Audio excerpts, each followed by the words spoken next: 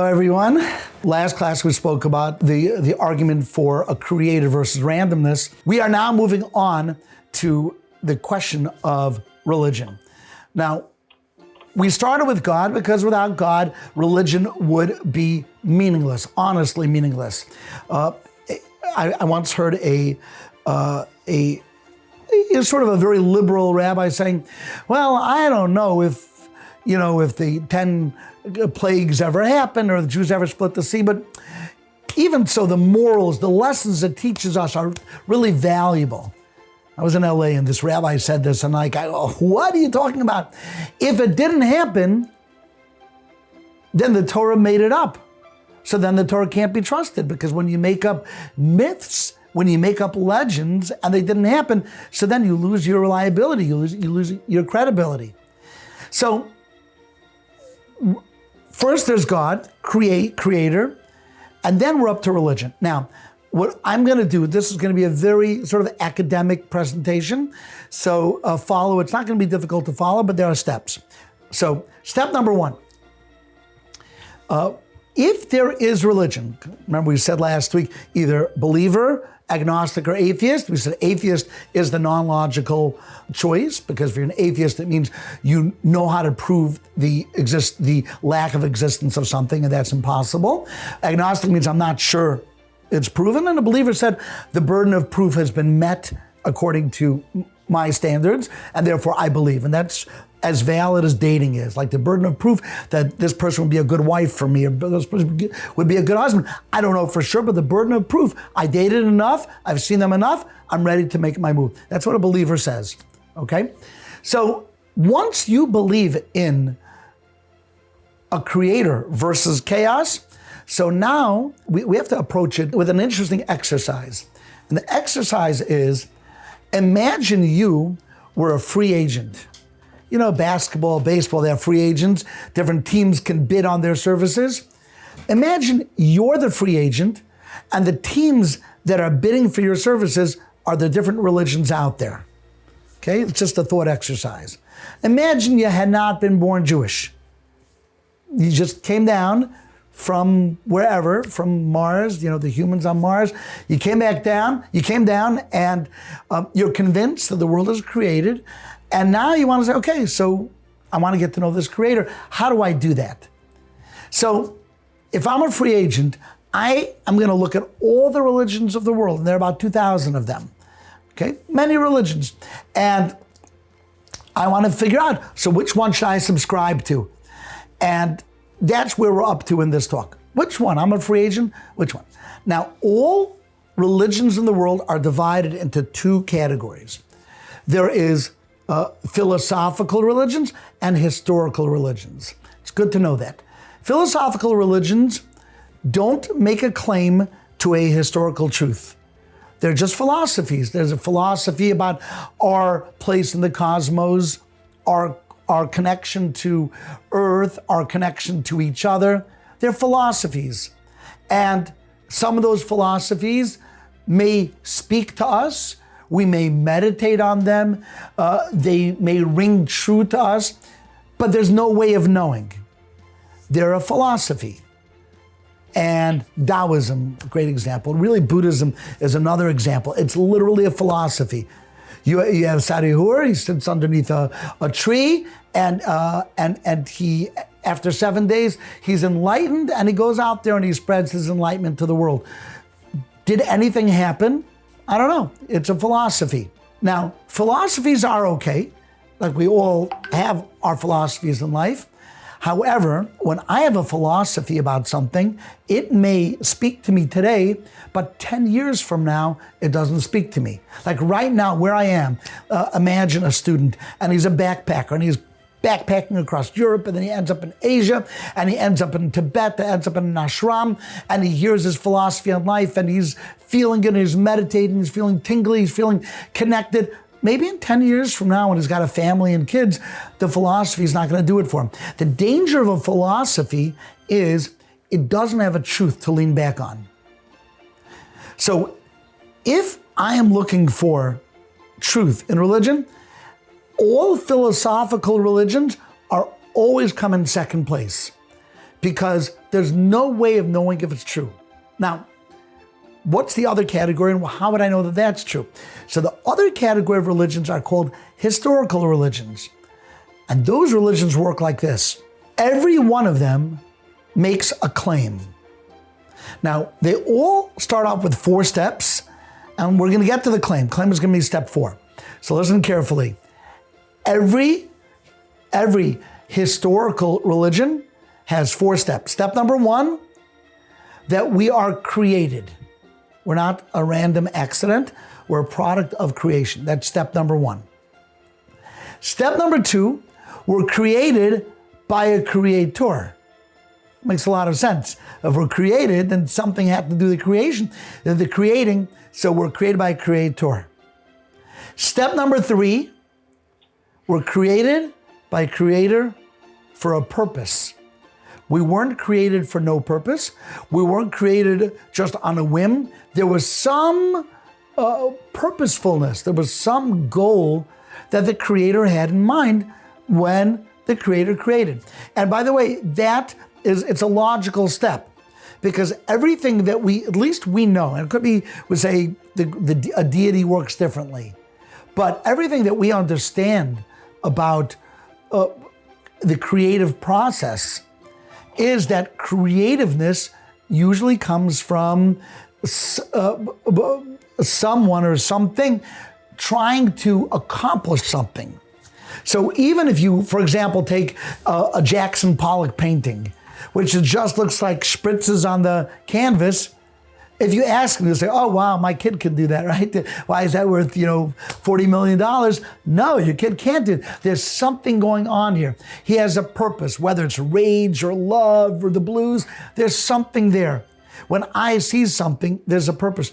So every religion, Islam, Christianity, Mormons, you name it, everyone agrees to the first 3 steps that we just mentioned. Now comes step number 4. And here's where the whole thing falls apart. Step number 4 is we're created by a creator for a purpose.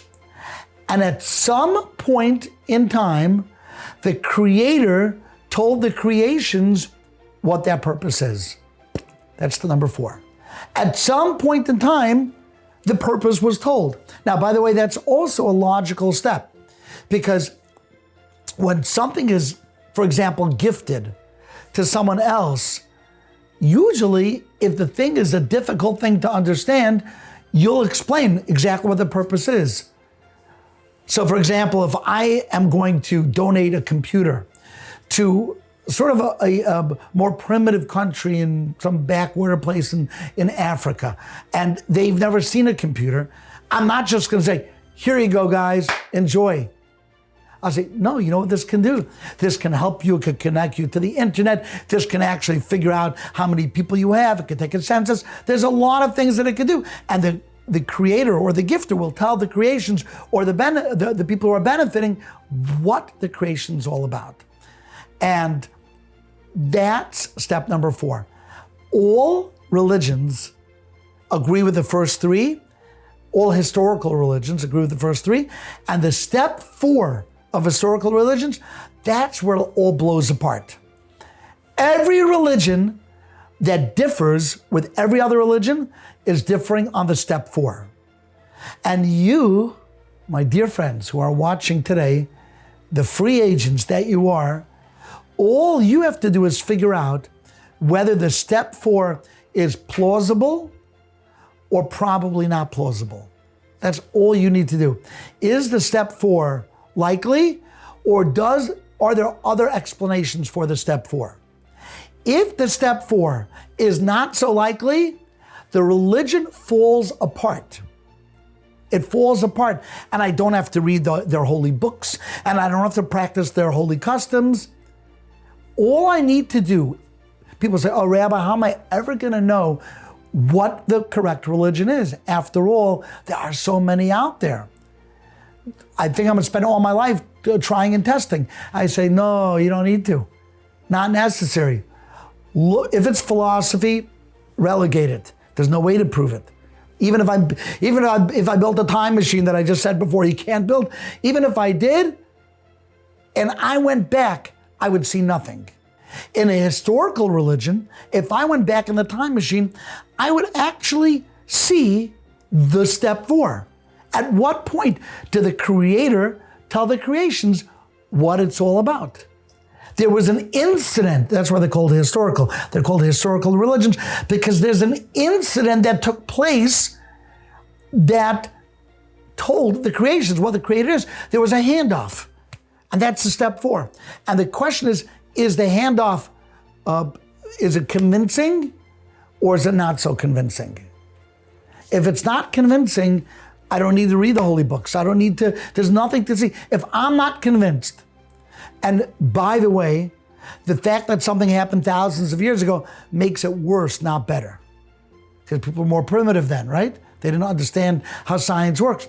So I'm gonna look at the step 4. So what we need to do is something that can be viewed as not politically correct. So don't view it that way.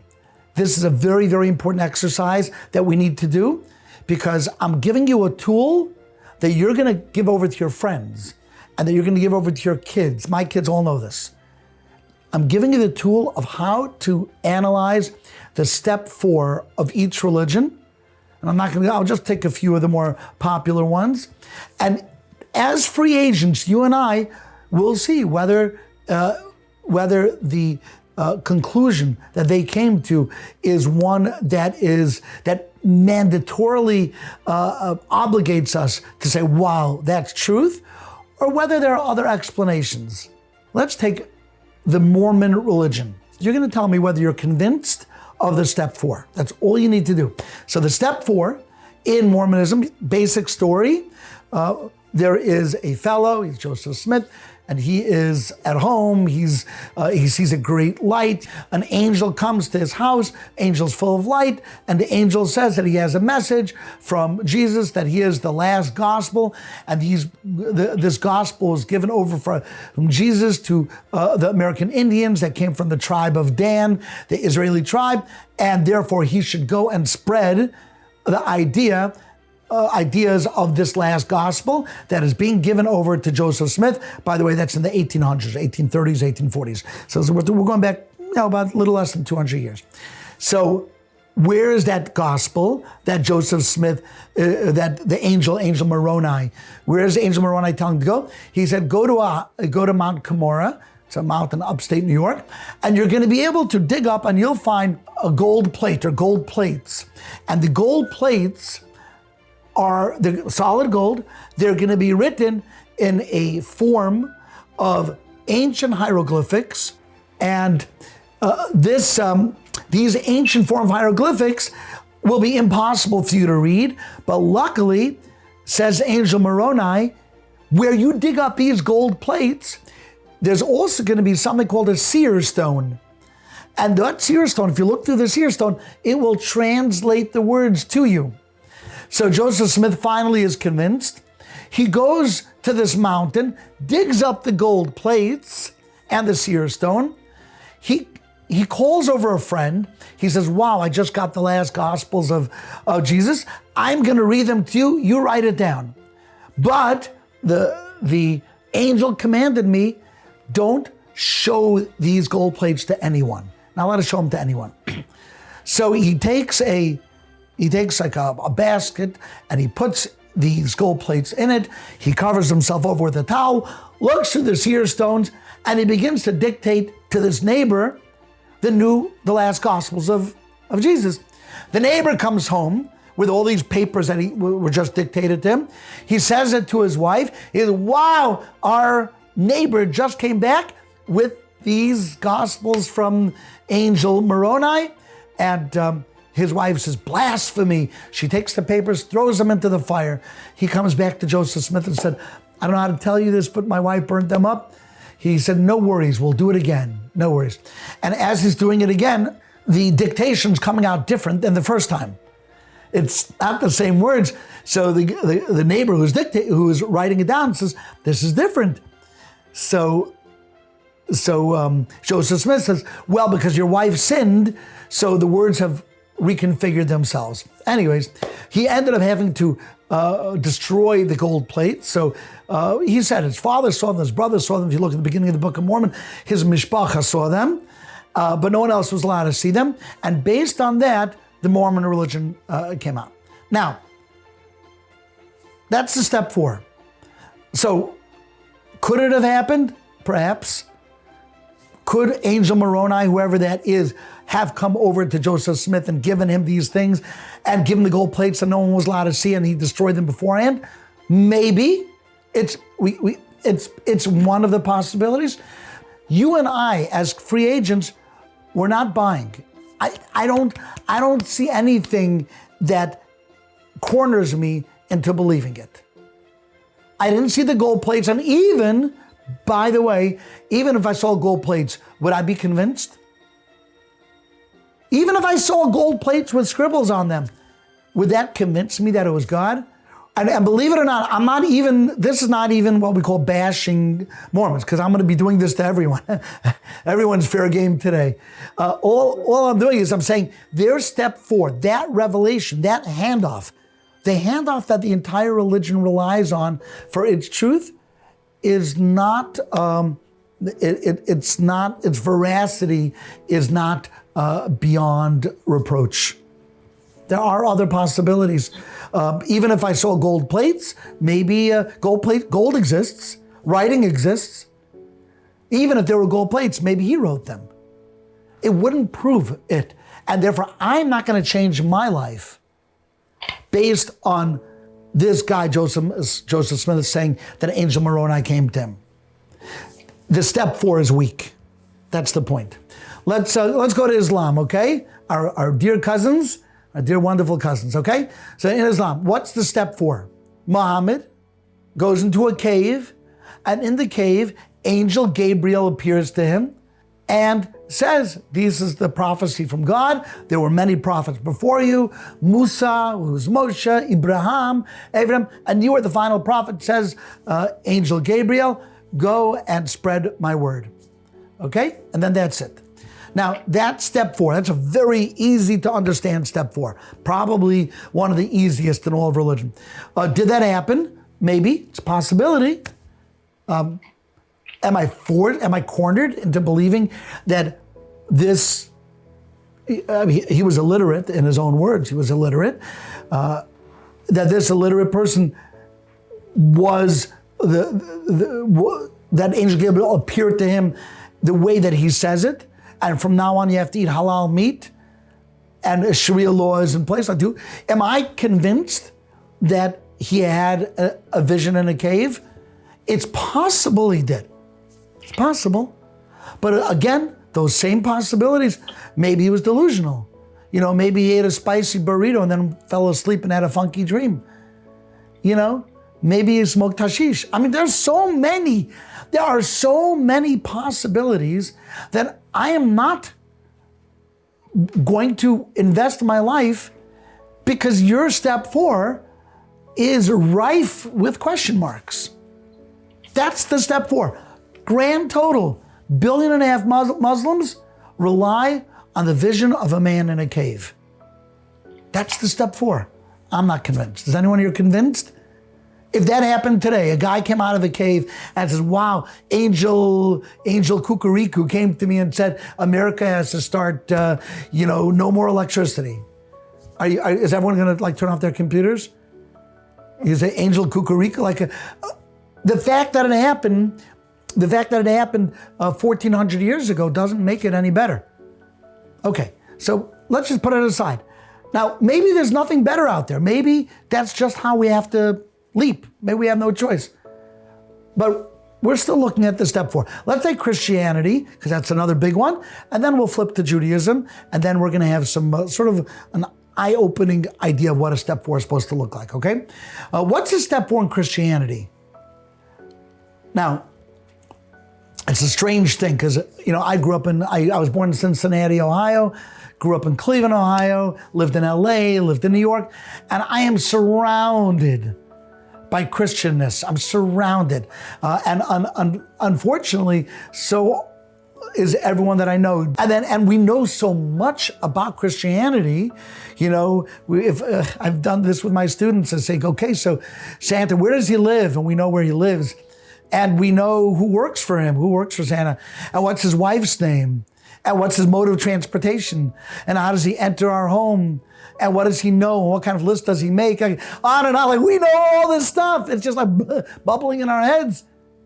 But then if we were to ask, okay, so who is Moshe's brother and sister? Well, we could be, we're a little bit foggy about that. But we know all about Santa. That's what it means to be literally surrounded in a Christian culture. That's where Ashkenazi comes from, by the way.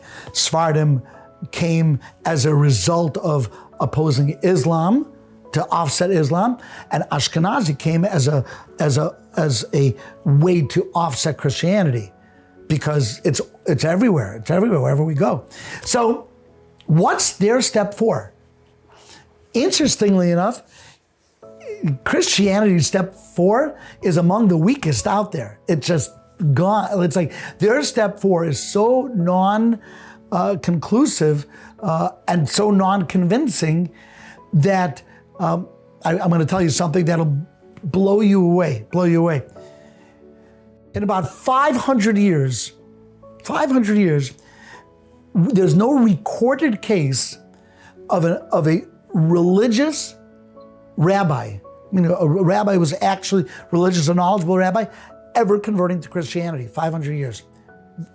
You'll find people convert. People don't know much, so then they. But once you know, but there are many, many documented cases of Christian and priests converting to Judaism, including one who's a dear friend of mine in Israel, who is a priest in Germany, and he converted. So what is it about their step 4 that's on shaky ground? So my goal here is not to get into all of Christianity. There's a lot I have to say. I give classes on this. But let me just cut to the chase. Christianity today is not regular, even if Jesus existed, and it's very not clear that he did. I know that may come as a surprise to you, but there's many, many scholars who say that an actual person named Jesus never existed. He was an amalgamation. Most of the stories in the New Testament about him are stories from earlier books, some taken from Torah books. The king wanted to kill all the kids, and therefore the baby had to be hid. That's Moshe. That's exactly the same story as Moshe. A lot of the stories are really just well-known stories from earlier books. But even, let's say, there was a man named Jesus that existed, although there's no archaeological evidence at all that Jesus existed. There's never been found. There have been some false leads, but even if he did exist, that he was a very insignificant person who later on was promoted, but in his lifetime he was a nothing. Today's Christianity is called Pauline Christianity. It's not Christianity the way early Christianity was promoted. There was a great battle between the early church fathers and a fellow by the name of Paul, or Saul of Tarsus, and they totally disagreed with each other. The early Christians actually were regular religious Jews. They kept Shabbos, they studied Talmud, they did everything we did, except they also believed that Jesus was the Messiah. They didn't believe he was the Son of God. That came later. Later on, there was a fellow by the name of Paul, or Saul of Tarsus, who never even met Jesus. He never even met Jesus.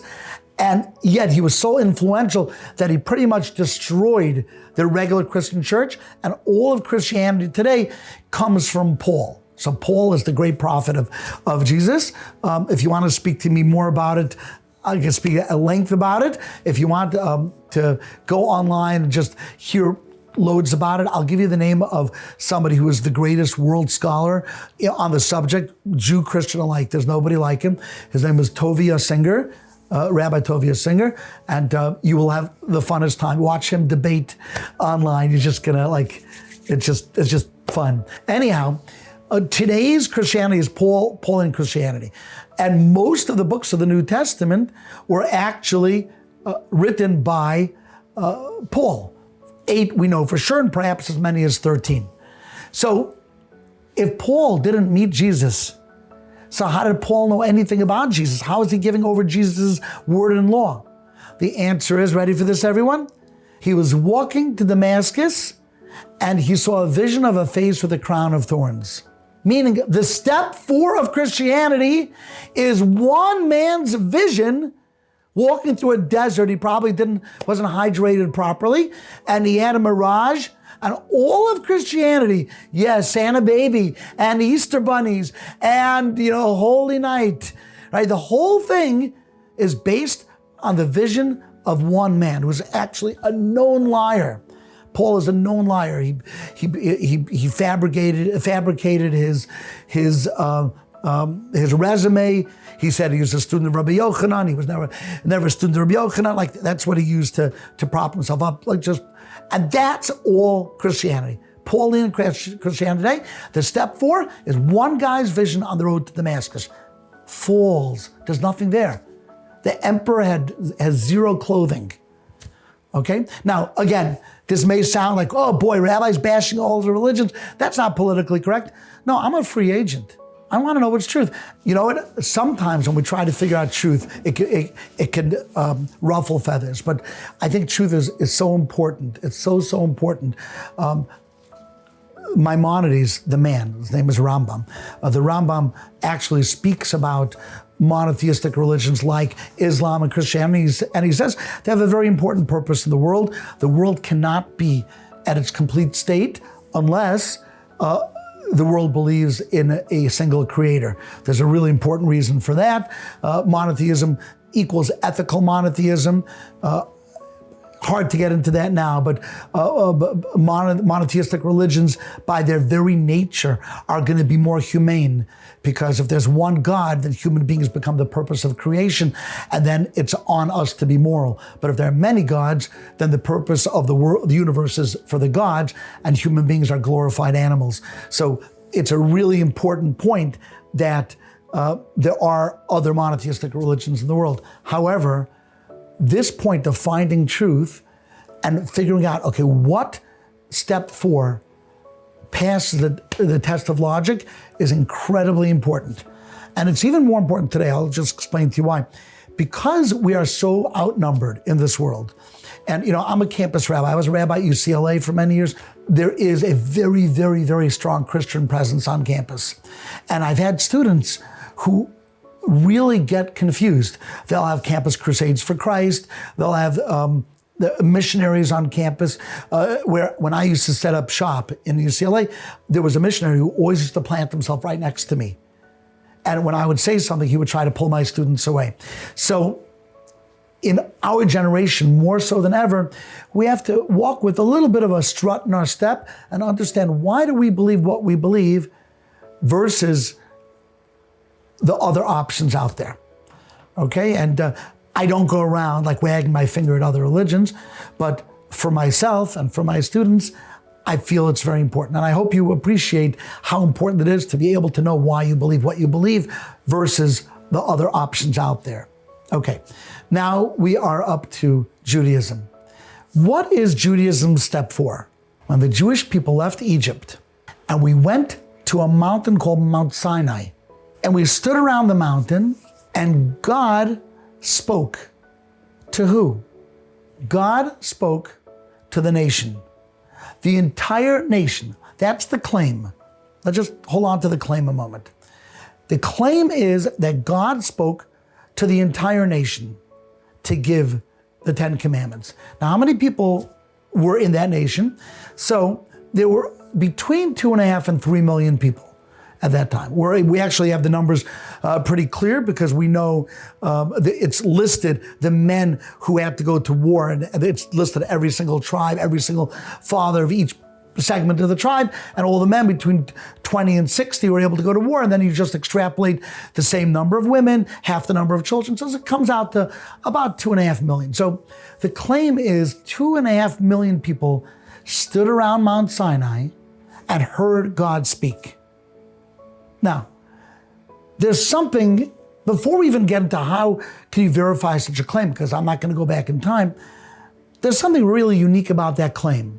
And what's unique is that no other religion makes such a claim of a step 4 where the Creator came to more than one of the creations. Maybe a handful, maybe. Usually it's just one. Paul, Joseph Smith, Muhammad. Usually it's the one-to-one. And then they told their disciples, their disciples told their disciples, and eventually you got a lot of people believing. Sometimes it's by force, sometimes it's by sword, sometimes it's convincing through charisma. Judaism is the only religion that actually claims that the step 4 were to millions of people.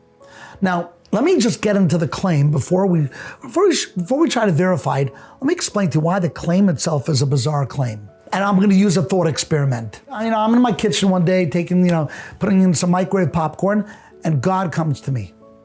Really, like God really comes to me. And he says to me, my name is Ben Sion. He says, Ben Sion, I got a new world order, and I want you to promote it. And I want you to convince everyone that you got it right and that you spoke to me. So I'm going to turn to God and I'm going to say, it's 2022. No one's going to believe me. They're going to lock me up. They don't lock people up anymore, but that's the expression, right? They're going to check me into the psych ward, right? Crazy. You think you speak to God? I said, God, what am I supposed to, how am I supposed to prove to them? I know I spoke to you because you're actually God.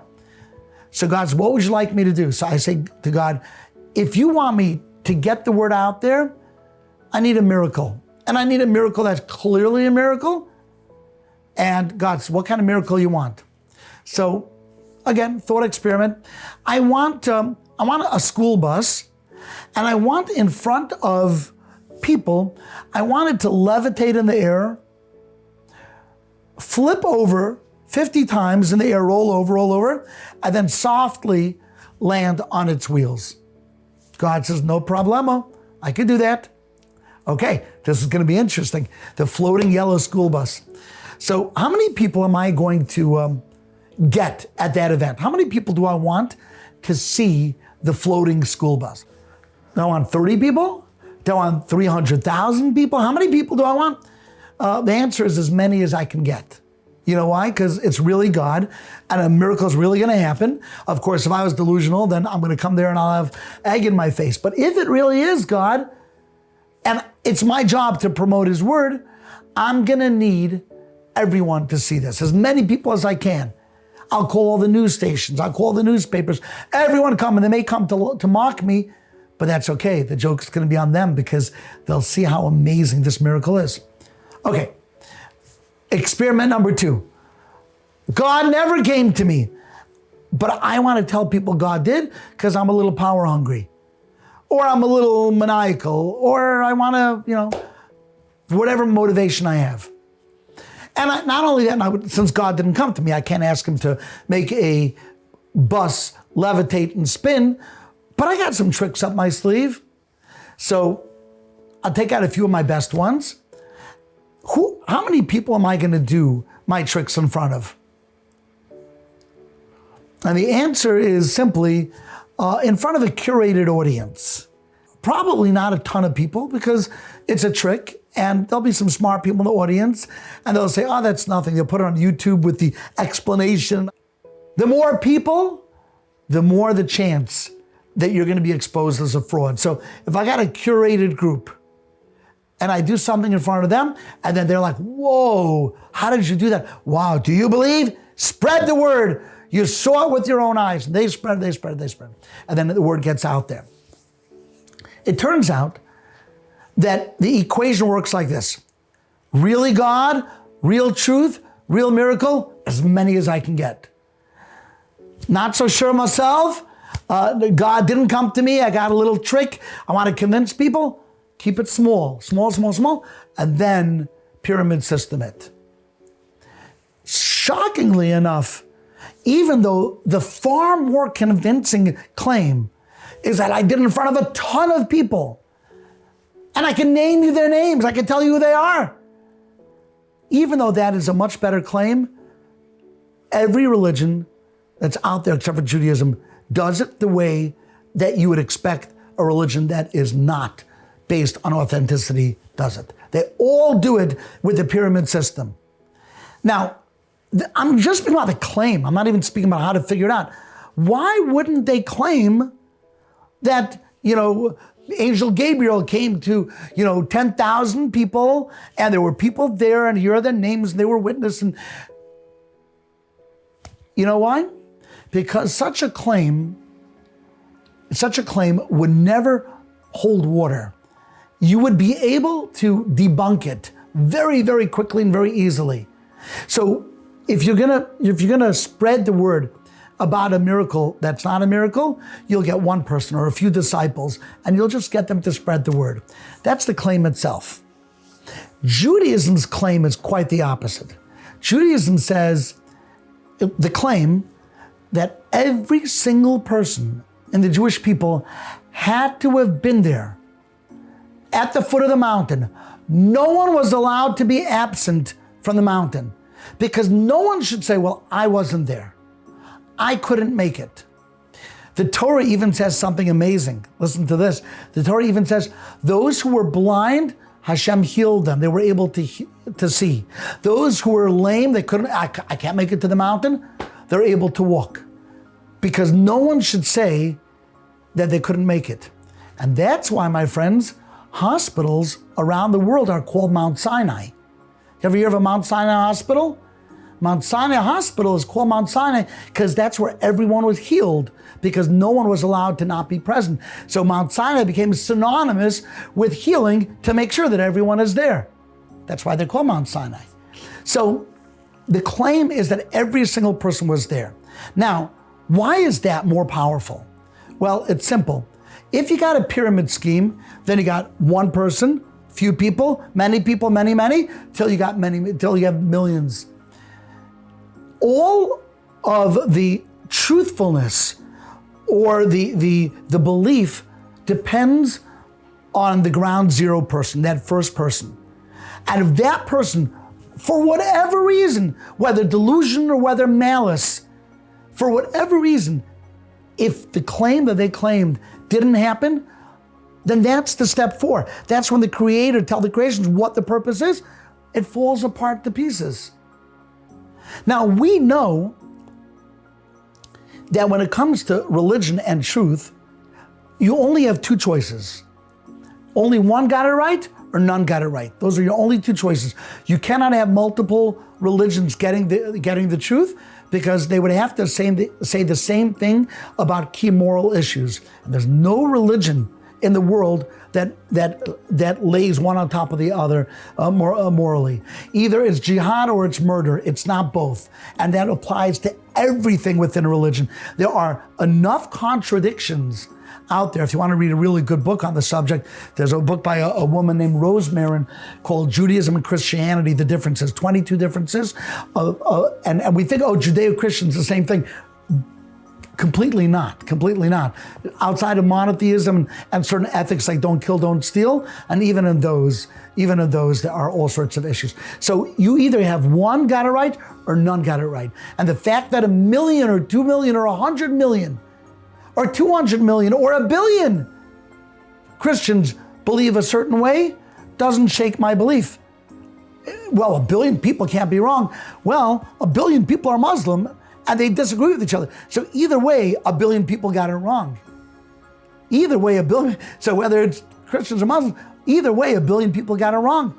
And don't forget how many Buddhists live out there in China and beyond. How many Hindus live in India. So we know that the chances are most people got it wrong. Most nations got it wrong. That's not a politically incorrect statement. That's just the reality is that they disagree on moral issues. So does God want A or does God want B? He doesn't want A and B, especially when they contradict each other. So Judaism's claim is that God came to the Jewish people on Mount Sinai and gave them the Torah. 2.5 million people from the word go. And then something amazing happened. God said, okay, listen to me, everyone. Every single year, every parent has to tell every child that this event occurred. That I took you out of Egypt, I split the sea, and I gave you the Torah. Every parent, every child, every year. Every parent, every child, every year. So now instead of a pyramid scheme, you've got millions to millions to millions to millions. When does that occur? Every parent, every child, every year? That's called Passover. That means from the very first year after the event, already parents are saying, remember what happened last year? Remember? And then 20 years, remember what happened 20 years ago? And every parent tells every child every year. And that's where it comes from. Now, I'm gonna make the case a little bit stronger. Let's say Mount Sinai never occurred. Maybe the whole event of the Jewish people hearing from God was invented 1,000 years later. Now, the event of Mount Sinai, according to Judaism, happened 3,333 years ago. Yeah, it's really cool. It's like 11:11. You know, when you look at the clock, it's 11:11. This happens to be, it's not going to be the same as this year for another 1,111 years, right? This year happens to be 3333. It's a really cool year that you are in. But let's say the event didn't happen. Let's say 1,000 years later, a guy made it up. We'll call him Fred because we don't know his name, right? Because supposedly it was given by God at Mount Sinai. Let's say Fred made it up. Can we play out what would happen if Fred tried to make up such an event? Can we play that out? Okay, watch what's gonna happen. So Fred comes to Michael and says, Michael, how about that God giving the Torah at Sinai and the Red Sea, and he split the sea and and gave us the Torah and all the plagues. And Michael says, Fred, I don't know what you're talking about. I apologize. I don't know what you mean. He said, oh, don't you know? And Fred is very convincing. So Fred convinces Michael, no, these events occurred. And after a few hours, Michael says, wow, that's really interesting. So Michael says, okay, so where is this Torah that God supposedly gave? So Fred knew this question was coming, obviously, it was an obvious question. So he prepared a Torah for Michael to read. So he takes out the Torah and says, right here, you see in black and white, it says in the Torah, God took us out of Egypt, gave us the Torah at Mount Sinai. And Michael is very impressed. Michael says, wow, I guess it must be true, it's in writing. But then Michael reads the following line in the Torah. Ready for this? The line goes like this. Therefore, every parent will tell every child every year, and it will never be forgotten. Yes, those are words in the Torah. Every parent, every child, every year, and it'll never be forgotten. So Michael says, 1 second. My parents never said anything to me.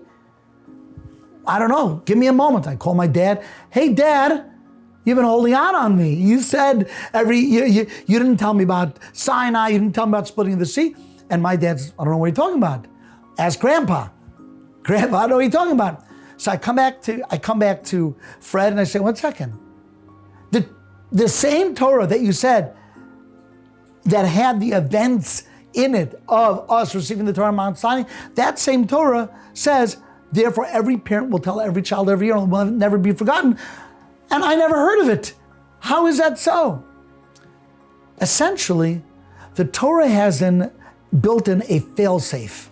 And the fail-safe is, rather than have one figure who goes into a cave or has a vision, who spreads it to disciples, and they all have to rely on the initial person's vision, like Christianity, like Islam, like Mormonism, like Baha'i, like so many others. Rather than that, it has every single Jewish person getting from their parents, who got from their parents, all the way back to Mount Sinai. And it's built in a way that even if a few people were delinquent in telling their children, there are so many who did that it will correct. It's a self-correcting mechanism, because so many people are passing it. So if one chain actually breaks, it right away gets rescued by all the others. That's pretty amazing. How many How many links in that chain? Well, 3333 is about 120 links. That's it. We're not talking about that many. It's about 120 generations going back. That's the Jewish claim. Interestingly enough, Christianity actually says Judaism got it right. They do. They just say we are the New Testament. Islam actually says Judaism and Christianity got it right. As a matter of fact, according to Islam, even call Jesus a prophet. So according to Islam, Judaism and Christianity got it right, but we are the latest and greatest prophecy of God. According to Baha'i, Judaism, Christianity, and Islam got it right, but we are that latest testament. There's only one group that everyone agrees got it right, and that's Judaism. That's bizarre. All historical religions believe that Judaism got it right, even though really it's to the detriment of Christianity to say Judaism got it right. Because if Judaism got it right, there are many, many questions about Jesus that are hard to answer because the New Testament and the Old Testament disagree on so many things. But since the claim of what we call, I'm going to give you the term for it, national revelation, that means God revealing himself to the entire nation, since that claim is so strong, everyone piggybacks on the Jewish national revelation. There was a professor named David Gottlieb, who is a professor of mathematical philosophy at Johns Hopkins University, and he heard this argument, and he said, there's got to be a hole in the argument, and I'm going to find it. And he wrote a big dissertation on national revelation, and today, David Gottlieb is a rabbi in Jerusalem. It was such a convincing argument. Now, there's many, many points that I'm not mentioning here. It could take an entire semester for me to hammer out those points. You could actually find David Gottlieb was one of the smartest people I've ever met in my life. You could go online, put in the words "living up to the truth," David Gottlieb or David Gottlieb, D-O-V-I-D Gottlieb, and you could read more about this argument. We're going to end with one just mind-blowing point. Okay, you all hear the argument, right? National revelation to many versus the pyramid system. It's both the Jewish claim and it is the Jewish history, and it's a claim that would be the better claim if you'd be able to back it up. But since other religions can't back it up, they don't make the claim, even though it is the claim that would hold much more water. It would seem like more real, more true, if I can look back and say so many people were able to witness. Someone actually said to me, but what about Jesus feeding the fish to the masses, like 500 people there? The problem with that is we don't know who those people are. So you could say somebody did a miracle in front of 500 people, but you don't know who those people are. So not those 500, the other 500. Part of the point is to have your parents give it to your kids, parents to kids, so we could trace ourselves back. And I'll tell you something that you could believe me or not, but I'm not the only guy who could do it. I could actually trace myself up all 120 generations easily. I could actually go all the way back. Many Jews can, by the way, because since the Jewish people are smaller people, you just have to find some key people that you're related to. So I happen to be a grandchild of the Maharal, who's a very famous person, a very famous writer. And the Maharal did his own tracing back to Rashi. Rashi was a great commentator about 1,000 years ago. Rashi traced himself back up to King David, and we have that line. And King David was before the first temple, so it's very easy to trace ourselves back. So I can go back easily all 120 generations to the Advent of Mount Sinai, and so can many, many people who I've met. It's not a difficult thing. So that's another problem with having Fred, because if there was a Fred who invented it, he'd actually be a very historic figure, and we don't have a figure named Fred or any person who sort of unveils Torah from obscurity, and such a person would be a significant figure. Instead, we could trace ourselves straight back up to when the Jews left Egypt. I can do it, and so can many other. But let's look at the last thing, archaeology, okay? Let's just get into archaeology, and we're going to end with this. We have a Torah today. How can I trace myself and my religion back to the honesty of national revelation? How do I do that? So here's how to do it. How old is the oldest Torah in existence today? The oldest Torah in existence is 2,000 years old. 2,000 years old. They are known as the Dead Sea Scrolls. They were found in the Qumran by a Bedouin shepherd. Very, very interesting. They were written by a group called the Essenes, who lived in Israel, and they were during the Bar Kokhba revolt. So going back 2,000 years. So Fred could not have existed within 2,000 years because Torahs were well known at that point. So I can go back 2,000 years. But, listen carefully, I could actually go back another 1,000 years because that's 2,000 years. That was the end of the Second Temple. But we have remnants, archaeology, writings from both temple periods. Both temple periods, first temple that was destroyed by the Babylonians, and the second temple that was destroyed by the Romans. We have measurements, as said in the Torah, that have been measured like the base of Temple Mount. So archaeology, we have going all the way back to First Temple period and the beginning of First Temple period. We have what's called a stele, which is an embossment from Sancheriv, who is the king of Assyria, who exiled the Jews during the First Temple period. We have the whole, in the Israel Museum, the whole stele is there. We can literally go back another 1,000 years with the veracity of the Torah. So you know what you're talking about over here? You're talking about 3,500 years where Fred would have to live to create a Torah. Because we know the Torah was a living document for the past 3,000 years. But you don't even have 300 years. You don't, because there's archaeological evidence to Mishkan Shiloh. Mishkan Shiloh was the temple that existed before the permanent temple. There is that exists. There are steles of pharaohs who went in to fight the Jewish people, and he mentions about the Jewish Torah. There's the Tel Dun stone, which mentions King David, again predating First Temple period. You would literally have to make up the entire Jewish religion 200 years at most. But you don't even have 200 years. You know why? Because the first 100 years, the people were actually at the event itself, or their parents were, or their grandparents were. So you're not going to tell somebody, hey, remember what Grandpa saw? I never heard Grandpa say that. So the first 100 years, the guys would have still been alive. So you have about 100 years to convince an entire nation that they received a Torah, hearing God speak, which included things like circumcision, which you could be sure they weren't all that excited about doing, laws of sexuality, which also there was some pushback about, 613 commandments with tons of history.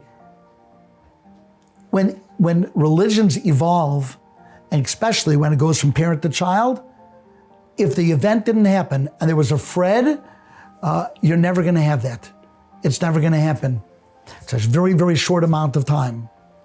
And the truth of the matter is that we actually have archaeological evidence that goes back to Mount Sinai and even pre-Mount Sinai.